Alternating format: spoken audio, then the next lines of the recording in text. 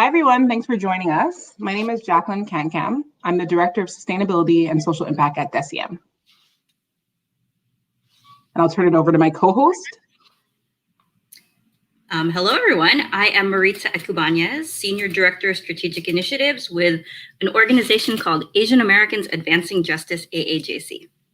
Awesome. So just to kick off, we want to acknowledge that though there's been a surge in violence and anti-Asian sentiment that has increased during the pandemic, it's also been deeply woven into the fabric of many countries. And we just think that's a perfect place to start. Marita, can you just explain a bit about the history around anti-Asian discrimination? Sure, and thank you. Well, first, thank you for having me. And then second, thank you for the question, because I think it is true that most people think of Asian Americans as relatively recent arrivals to the United States. Oh, and by the way, I know that many of you are not joining us from the United States, but my organization is based in Washington, D.C. That is the context of my work. And so that is the frame from which I will be speaking. But so it is true that most Asian Americans in the United States now arrived after U.S. immigration laws changed in 1965. And the liberalization of U.S. immigration law really came about due to a lot of the efforts of the civil rights movement here. I mean, that's what the 60s is known for. And I think the growing realizations that came about with the civil rights movement also led to realizations that we needed to change and update our immigration laws. So the Asian American population in the United States, many people came after 1965, but there are still Asian Americans who came early on in the history of the United States. In the 1800s, Chinese people were recruited to come to the United States as a source of cheap labor. But that population faced a lot of discrimination. Riots and even lynchings were actually pretty common in the Western United States throughout the 1800s. And that extreme anti-Asian sentiment actually culminated in the passage of the Chinese Exclusion Act in 1882, pardon me. And that was one of the first immigration laws that clamped down on immigration and explicitly prohibited immigration from China. And that law was later expanded to restrict immigration from most parts of Asia. So that actually explains why, while our population was rooted here early on, it then was limited from growing for many years until immigration laws changed. So unfortunately, anti-Asian hate and discrimination has been part of our history pretty much from the beginning of our country. Wow, I didn't know a lot of that, and I think it's very important because I think there's been a misconception that with COVID this is a new problem. But when you think about it starting off in the 1800s with legislation and lynching, like I said at the start, it's really been woven into the fabric of many countries. Mm-hmm. And then kind of going from there, I'm a woman of color. I'm the daughter of immigrants. You hear a lot about the model minority, and I think a lot of us have different opinions on what that is, and a lot of people also don't know what that phrase means. And this is one where I've seen it's been missed in a lot of the conversation. So can you just unpack that a bit? What is this term model minority? What does it come up? Why does it keep coming up? And what does it mean? Absolutely. And thank you for asking that too. So people use the term model minority in reference to the Asian American community. We are very careful to label it as a model minority myth, right? Or stereotype. Because it's this idea that Asian Americans are this model group. And the perception is that we are universally well-educated, universally affluent, which is not true. If you look at the information about our community, one of the things that my organization routinely advocates for is data disaggregation. It's important that we're collecting detailed data about our community, because when you look at the averages, it may seem like we are well-educated and doing well. But when you look at the breakdown by ethnicity, by national origin, you see that there are communities that are struggling. So the model minority myth tends to, when you just look at us as a whole, it tends to obscure real community needs. For example, a lot of Southeast Asians in the United States, their families came to the United States as refugees. So they were obviously operating, at a disadvantage compared to people who come here to pursue a PhD, right? Or who come here to take jobs that they already were recruited for while overseas. So there are a lot of disparities within our communities. And if you look at it look at the information broken down, you see that we actually have, I think, one of the widest income gaps among communities of color. So Asian Americans occupy the lowest rungs and the highest rungs, which is why on average, it looks like we're doing well. But when you break down the information, you see that we're not. But then something else that's, I've heard people, especially I have to say, I grew up here in the United States in the 80s. We were still a really small population. I think people just appreciated being seen back then, right? Because we weren't. So when people started talking about Asians as these like whiz kids and model minority, I think people were kind of gratified by that. But there's still obviously harm in generalizations and stereotypes. And one of the most pernicious things about the model minority myth is that it serves to divide communities of color, right? If anything, I feel like people in power might be pointing to how well Asian Americans are doing on average as a way to sort of put down other communities that might not be doing as well for many reasons, right?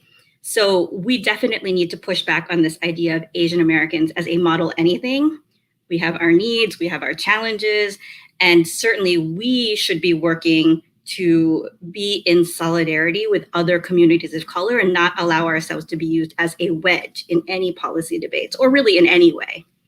Yeah, I love that. And I think one thing you spoke to that's so important to me is people aren't monolithic, right? I have one of my best friends is a Jamaican Canadian, and her story is very different than mine as a Ghanaian Canadian. Her grandma lives in the same city as her. I didn't know my grandparents. And there's this, as a person of color, you're often painted with this broad brush, which is unfair. And to your point, does more harm than good. And then the system then has communities of color work against each other when we all need to work together. The system is what needs to be fixed. Yeah, no, right. I love that. I love that. And then kind of one thing that talking to a lot of my Asian friends is, and reading a bit, there seems to be this idea that a lot of cases are going underreported. And what's scary about that is you're seeing these rises of 100%, 150%. And to think that, wow, if there's cases going underreported, that 150% increase is actually lower than what's actually happening. Can you talk a bit why you think that cases are going underreported, and also how it further affects a hostile culture and like a community?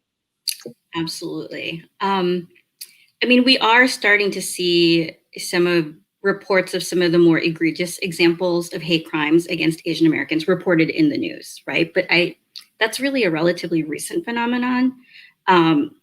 So we talk about the importance of both reporting hate crimes, where there is an underlying crime, where the understanding is that it was motivated by some form of impermissible bias, racial bias, gender bias, etc. But there are a lot of things that our community is experiencing right now that I would absolutely still classify as hate, but might not rise to the level of a hate crime. Right? So hearing racial slurs on the street, like some verbal altercation at the grocery store, like these things are still incredibly hurtful and still cause great fear and anxiety for folks, but they might not be legally actionable, right? Like if you were to call the police, they might not do anything. So I think that's part of, people just maybe have this idea that it's not worth reporting because nothing's going to happen. And so for that, I would encourage people to report to websites like my organization's, standagainsthatred.org, where we encourage impacted community members to share what's happening to them so that we have a better understanding of what's happening out in the world. And it also informs our advocacy. And I also feel that talking about these issues is an important first step to building awareness and hopefully starting people on the path to healing, right? But we know there are a range of reasons why people might be reluctant to report to the police or to government agencies. Recent immigrants might come from countries where that's not the norm, or they have real reasons to distrust the government, especially given all of the conversation around police violence and police brutality against communities of color. I can also understand why people might be reluctant to engage with law enforcement. there are people in our community who might not have documented immigration status, or they have loved ones whose immigration status is somewhat tenuous. And for that reason, they might be reluctant to, go through official channels. But there are nonprofit organizations, advocacy groups that are also collecting information. So if you're not comfortable reporting officially, you can share information with groups like us. And like I said, it helps us to understand what's happening in the community. But I know even from the reports that community groups are getting, we know that that's just the tip of the iceberg. That's unfortunate. And I love what you said at the start about sometimes you feel as though what you want to report isn't worth reporting, but that's the microaggressions that just weighs on your soul, right? It's the little things, and it's having to prove to someone that you're the victim of racism, that truly, I can speak, at least my personal experience, that weighs on you. So understand, but I love that you guys, and there's numerous organizations, we're featuring one tomorrow too, where you can report on issues that if people are uncomfortable going to the police or don't feel like it can be formally reported. That's great. So this is a bit of a personal question. Always want to be an ally, and I love social media. We're on YouTube, DECIEM, obviously we use our Instagram, our Facebook, our LinkedIn, and social media is great for disseminating information and spreading awareness. But if I or people want to be an ally past social media, how do you suggest they do that? How can we stand up and have that solidarity that you talked about? Yeah, and I appreciate that question too. I mean, obviously we know that there can be great power in social media, but I agree. I encourage people to take a step past that. I mean, social media is really helpful for, sharing messages, sharing resources. That's great. But I also know that, lots of people in an attempt, they want to do something. There are rallies and vigils being organized, not just in the United States, but across the world. So perhaps consider participating in a live event. A lot of those are outdoors. Hopefully you feel safe doing that. You could get involved in advocacy efforts. That is the core of what my organization does. So it's a little self-serving, but you could follow Advancing Justice AAJC, get on our mailing list, and you will get updates about our advocacy work. And we send out action alerts on a regular basis, so you can find out ways to plug in. And one thing that we have been doing that we have really ramped up in recent months has been our bystander intervention training. So I would also encourage people to learn intervention techniques. So we are working with a group called Hollaback, and we have been doing this over the past year plus. We have adapted their bystander training curriculum to respond to anti-Asian hate. So we've included some historical examples, current context, examples of what's happening, what the community is facing right now. But then we talk people through Hollaback's 5 Ds of bystander intervention. So there are 5 basic techniques that we feel can be applied to most any situation to help support the person who is facing the harassment or conflict. Awesome, that's amazing. And I love that, because I know it's often just having an ally is having someone physically help you, right, in a situation where you're uncomfortable. So that's great, and definitely we'll look into that.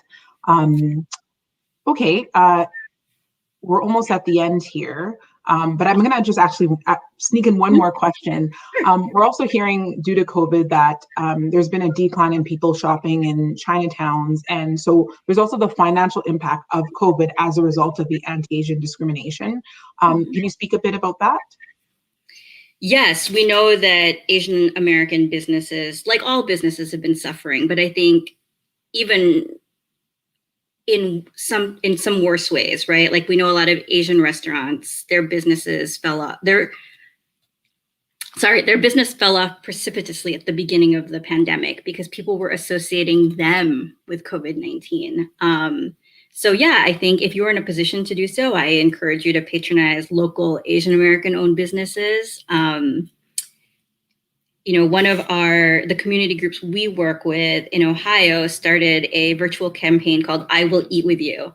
So they encourage people to get takeout from their favorite Asian restaurants, take pictures of the food, take pictures of themselves sharing a meal with friends and loved ones on social media, and then post those photos with the hashtag I Will Eat With You as a way of demonstrating solidarity and community. I love that. And we also are supporting, DECIEM has supported Send Chinatown Love, and they focus on that as well. They're New York based. Mhm. So to wrap things up, if there's one thing you want people to take away from this conversation, what would it be? Our communities are really hurting right now, and I appreciate all of the outpouring of support that we have been receiving from so many of our partner organizations, corporations, et cetera. It really means a lot. I would encourage folks to, in addition, take a moment to think about who in your personal network might be hurting right now.